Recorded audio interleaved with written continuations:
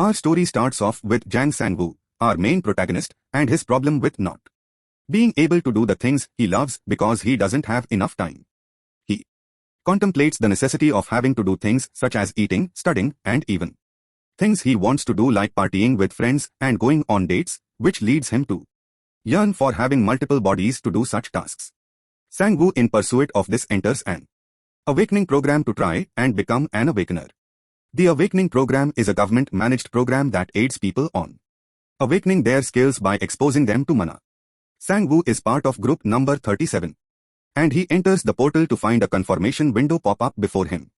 With the registration to the system complete, he is brought back to find out that his ability is cloning, something that has never been seen before but is seen as useless due to a past hunter's similar ability.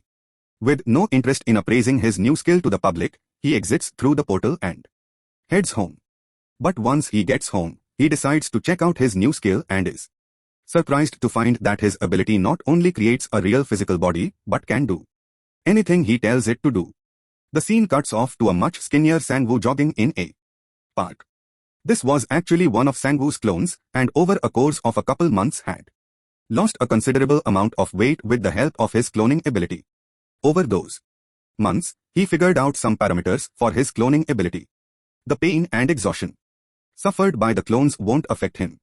The clone will simply disappear if the clone is damaged or uses energy beyond its limits. Every time his body changes, the clone will copy his exact appearance right away. He is able to give orders even when not near the clones. And finally, 5. It is not possible for the clones to use cloning. With his stats consistently increasing due to the high efficiency of his clones, Sang-woo is in need of money to help him increase his ability further.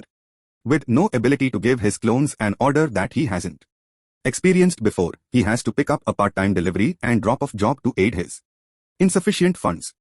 Through this job, Sang-woo is also given another part-time job of tutoring one of his co-workers' daughters. With a plan of having his clones do the delivery and drop-off job, he happily accepts the less labor-intensive job. With his tutoring job going well and his clones helping him with the other work, Sang-woo resolves to become a hunter because of their ability to make an absurd amount of money. The profession known as hunter was made due to the result of an incident called the Great Disaster. This event spawned in portals and monsters poured out of them, resulting in nearly half of the population dying. And 23 years after the disaster, the profession still stands, and so Sang-woo goes to the hunter center to get a hunting license. Although the test seems to be on the outside very difficult, Sang-woo passes with ease and wonders if the government purposefully makes the test easier so that more people will risk their lives as hunters. With the license exam over, Sang-woo is greeted by Kang Junmo of the JM agency, a sort of hunter secretary. He informs Sang-woo of the types of services his company provides, but in the middle of his explanation, Sang-woo gets another pop-up informing him that his cloning skill leveled up and that now he can summon 2 clones, prompting him to run home. The scene then shifts into a flashback of Kang Junmo and his experiences with working in the number 1 guild in Korea, the Hyzen Guild. The guild is portrayed as being corrupted, and it is inferred that Kang left and made his own guild due to this exact reason. Some time passes and Kang receives a call from Sang-woo, informing him that he would like to do business with him, much to the pleasure of Kang. They decide to meet up in a coffee shop to discuss Sang-woo's plans of taking up safe hunting jobs. Kang informs him and gives him 2 options for his first job.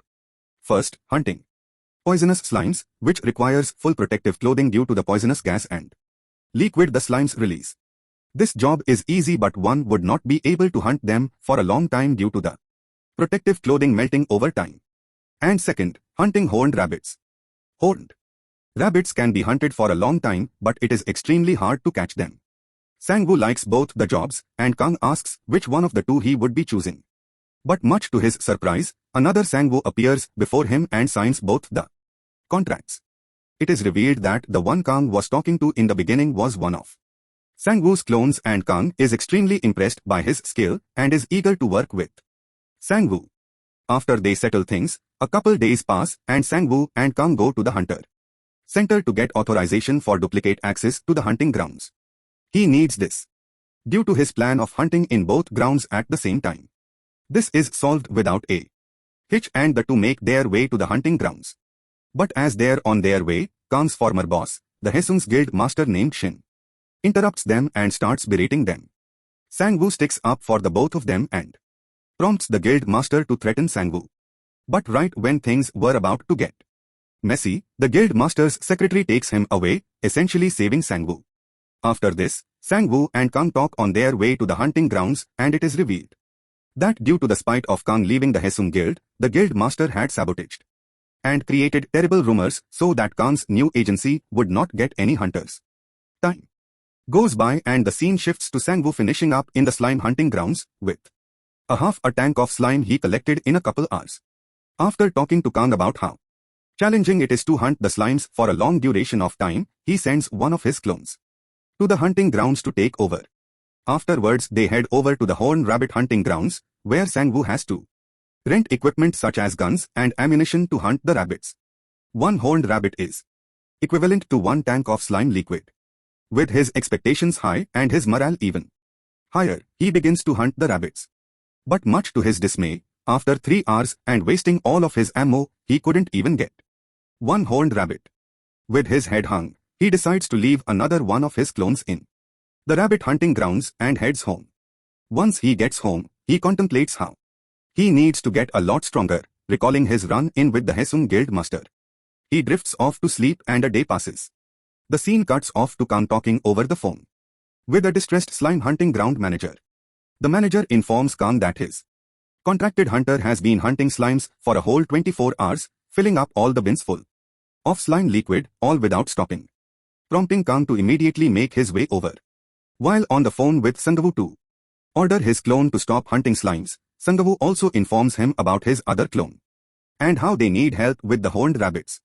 It turns out the other clone had hunted a total of 200 horned rabbits in the course of one night, something never seen before, instantly making Sang-woo famous on the internet.